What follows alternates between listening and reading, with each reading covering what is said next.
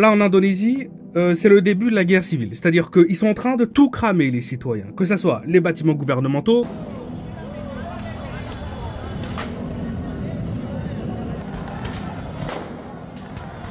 que ça soit la police, la présidence, n'importe quoi.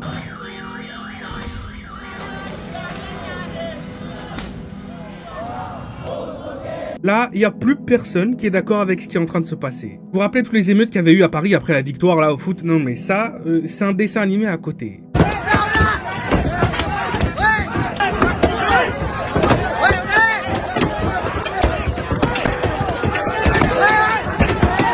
Alors je sais pas si vous avez capté, mais là les gens sont en train de préparer un cocktail alors qu'il y a encore des keufs dans la voiture.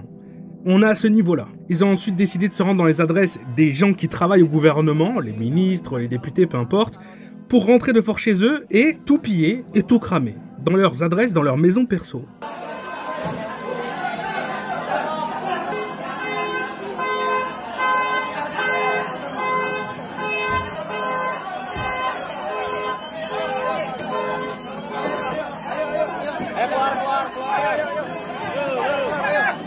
Les gens sont en train de péter un câble. Et bordel, ils ont jamais eu autant raison de toute leur vie. Je tiens quand même à préciser qu'il y a une timeline qui est assez drôle, parce que Macron visite l'Indonésie, et 2 mois après, ça part en sucette complet, mais vraiment. Bon, là où ça craint, c'est que parmi tous les bâtiments qui sont en train de cramer, dedans, il y avait encore des gens qui bossaient à l'État, quoi. Donc, il y en a dans le lot qui ne sont pas sortis à temps. Mais vraiment, c'est grave. Alors, si vous arrivez à choper un média français qui va vous parler de l'affaire, il va probablement vous dire que c'est lié au fait que pendant une manifestation, il y a quelques jours, il y a un livreur type Uber en scooter qui s'est fait passer dessus par un véhicule blindé de la police. C'est pas le cas. Ça s'est réellement passé, et ça a pas aidé, c'est sûr.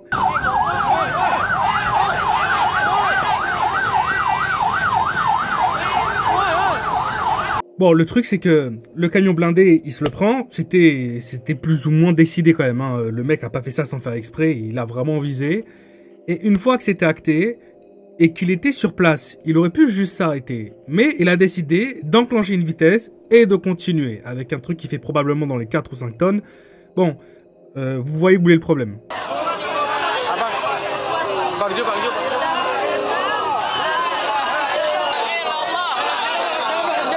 Mais c'est pas pour ça que le pays actuellement il est plié en 16 parties. Hein. C'est parce que les citoyens se sont mangés la plus grosse douille de toute leur existence. Vous allez piger que l'indécence a atteint un niveau VIP+. On a rarement vu ça, surtout dans un pays décivilisé quand même. Déjà évidemment la base des bases, c'est que le coût de la vie là-bas, il est impossible à tenir. Les denrées de base, les denrées alimentaires, c'est devenu intouchable hein, pour un Indonésien moyen. Ils galèrent rien qu'à manger. Déjà, ça aide pas, c'est sûr, ça fait plaisir à personne. Mais surtout, en fait, le gouvernement a fait passer une loi. Et en fait, c'est une loi qui, dedans, change presque 80 lois dans le pays, rien que ça. Et on va dire qu'ils se sont fait plaisir. Déjà, ils ont baissé le salaire minimum. Parce que bon, je suppose qu'il était trop élevé à leurs yeux. Actuellement, en indonésien, le salaire moyen, hein, c'est entre 170 € et 300 €. Le gouvernement a aussi augmenté les horaires maximum qu'on pouvait t'imposer quand tu bosses. Mais sans contrepartie spéciale, hein, pas de paiement à taux horaires spéciaux parce que c'est des heures supplémentaires ou c'est la nuit. Tu taffes, c'est tout. Tu travailles plus. Il y a une autre loi aussi qui a été modifiée qui facilite le licenciement. C'est plus facile maintenant pour un employé en Indonésie de virer quelqu'un, comme ça, hein, avec un motif éclaté ou aucun motif. Et en plus de ça, les indemnités lors du licenciement, le jour où tu te fais virer, eh ben on te paye quasi rien. C'est avant comme chez nous, hein, il fallait évidemment que l'employeur dise bon je te vire mais par contre tu es obligé de te payer ça quoi. Bon là il y a quasiment plus rien. Tu vas te faire foutre en fait simplement. Et puis jamais 203, le gouvernement a aussi baissé les avantages que t'as quand t'as un équivalent de chez nous ce qu'on a un CDI en fait. Bon maintenant ça vaut quasiment plus le coup, il y a quasiment plus aucun intérêt d'être sous CDI. Donc juste la précarité c'est pour tout le monde, que tu sois CDD, CDI, peu importe. Maintenant t'es dans la merde. Et le truc qui a probablement été la goutte de trop, hein, qui est arrivée il y a quelques jours, c'est l'augmentation du salaire et des aides qui sont données aux personnes qui travaillent au gouvernement. Présidence, député, ministre, ce que tu veux, tous les équivalents. Là-bas, alors, on va rigoler ensemble, hein, je vais vous donner les chiffres. Maintenant, les membres du gouvernement, les parlementaires, etc., là-bas, ils touchent 6 000 € net par mois. Et en plus de ça, tous les mois, ils ont une aide de 3 000 € pour leur payer leur loyer perso, leurs factures. Pour que vous compreniez un petit peu la différence, parce que je sais qu'il y a des calculs à faire. Si on part du principe qu'en France, le salaire moyen, c'est à peu près 2 000 € ce que les gens touchent, C'est comme si chez nous, c'est comme si chez nous, les députés, les ministres, tout ça, ils tournaient à presque 100 000 euros par mois net. Enfin, 80 000 euros, mais t'as compris le principe. C'est-à-dire que là-bas, maintenant, alors que tout le monde est en train de crever de faim, que le chômage, il y a plus personne qui trouve de taf, en fait. Les gens sont tous pauvres, mais eux, ils s'augmentent et ils touchent plus de 36 fois le salaire d'un Indonésien normal. Vous vous rendez compte de cette singerie? Et je parle de quasiment toutes les personnes au gouvernement. C'est 580 personnes qui bénéficient de cette augmentation et de cette aide. En clair, tout le monde. Donc là, on est sur de la corruption quand même plutôt VIP.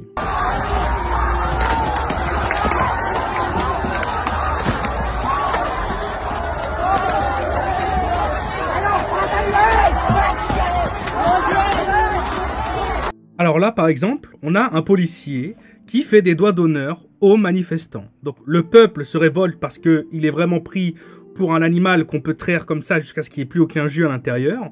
Et les flics s'amusent en leur faisant des doigts d'honneur, en leur disant que ça sert à rien ce qu'ils font.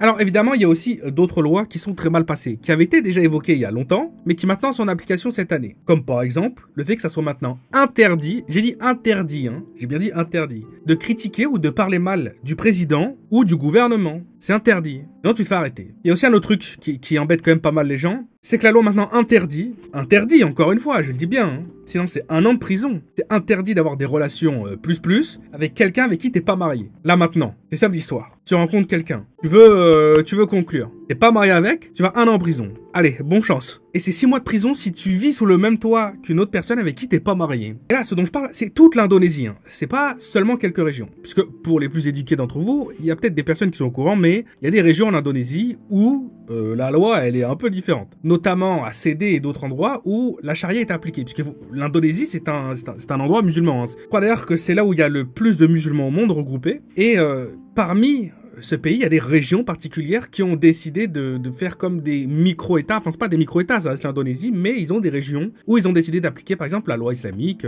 la charia, etc. D'ailleurs, il y a un moment, je me rappelle, j'avais sorti une vidéo où je racontais un de ces faits qui s'est déroulé en Indonésie, une des villes où, justement, la loi islamique est appliquée, et ça parlait d'une influenceuse, une tiktokeuse, instagrammeuse, qui était sortie du pays, ou en tout cas, elle était sortie de cette région-là.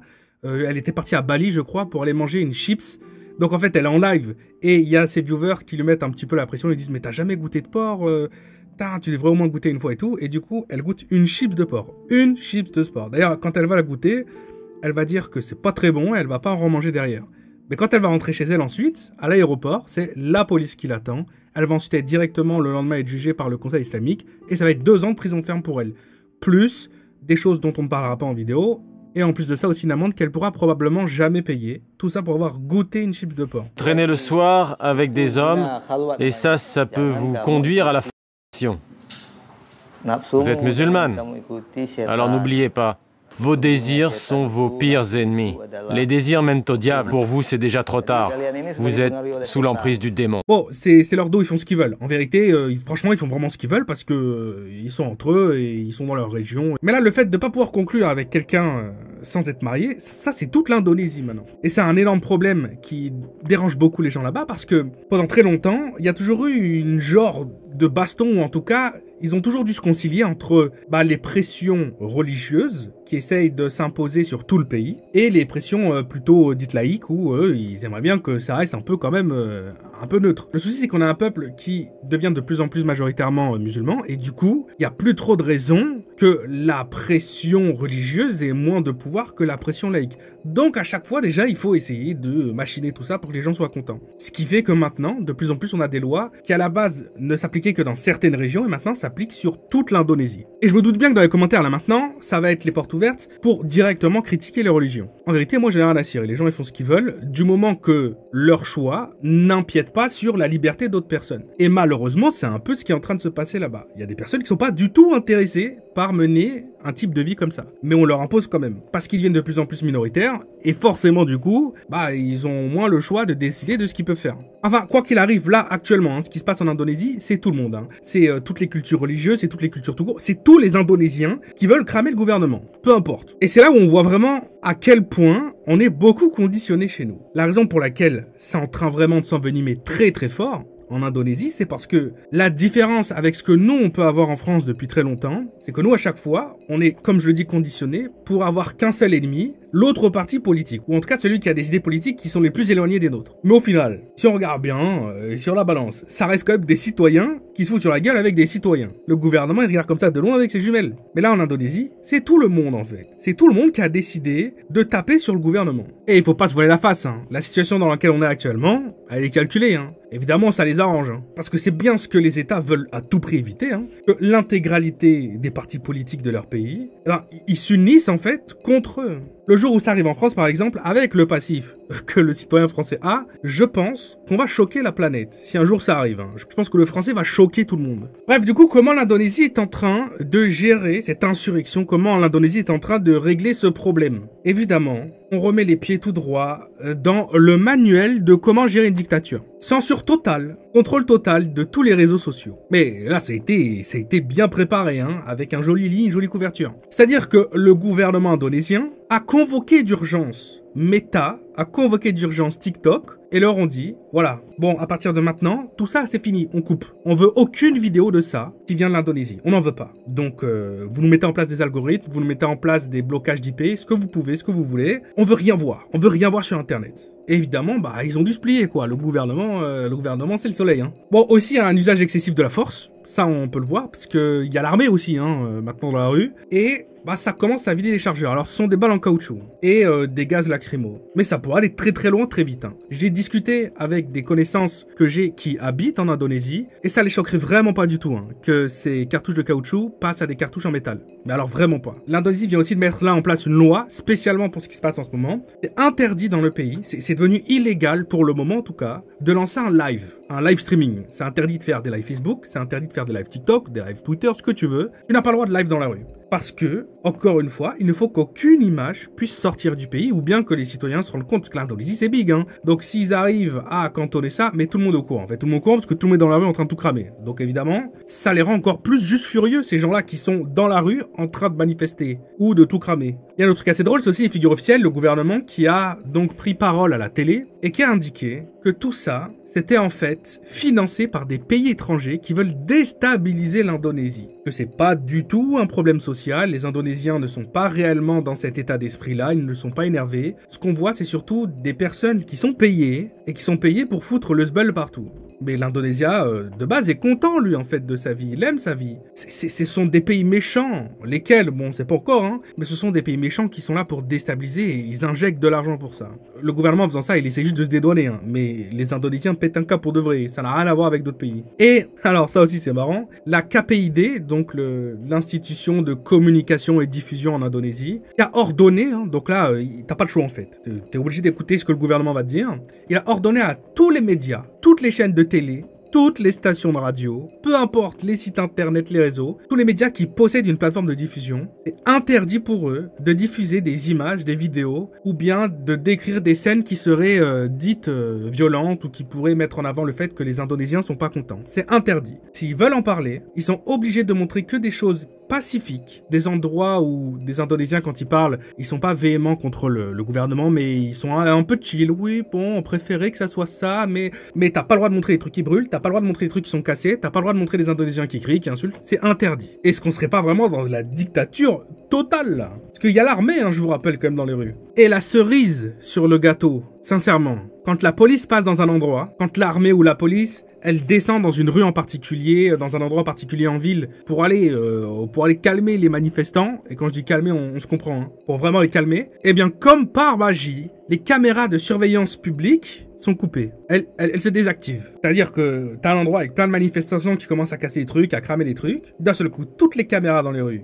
elles s'arrêtent, et la police et l'armée, elles débarquent. Et quand la police et l'armée repartent, les caméras se rallument. Mais c'est quand même incroyable, cette histoire. Bon, il semblerait que tout ça, ça ne soit pas prévu, c'est pas fait exprès par le gouvernement là-bas, hein. Sûrement des problèmes techniques qui arrivent à chaque fois que l'armée se rend quelque part ou la police se rend quelque part, mais ils ont pas de chance, écoutez, ils ont pas de chance, hein. En fait, à force d'être pris pour des cons, les Indonésiens commencent carrément à devenir paranoïaques. Il y a des posts qui ont vraiment fait des millions et des millions de vues, où ils prennent en vidéo ou en photo des avions qui passent avec potentiellement des chargements bizarres. Et derrière, d'un seul coup, c'est mousson total, torrent, pluie, orage. Donc les Indonésiens se disent, regardez, ils sont en train de modifier le temps, ils lâchent des trucs dans le ciel pour qu'ils se mettent à pleuvoir très fort, pour que ça soit compliqué pour nous de manifester, ou autre chose, quoi. Évidemment, c'est pas possible. C'est pas possible parce que ce genre de move, c'est extrêmement difficile à produire. Il y a quelques pays qui ont réussi à le faire avec des drones et c'est quand même plutôt mal passé. Non, n'allez pas croire que l'Indonésie... Mais en tout cas, ça prouve bien que là, il y a une paranoïa générale qui est en train de se créer, puisqu'ils détestent tellement leur gouvernement que maintenant, ils sont prêts à croire tout et n'importe quoi. Tout ce qu'ils veulent, de toute façon, c'est qu'ils s'effondrent. Alors,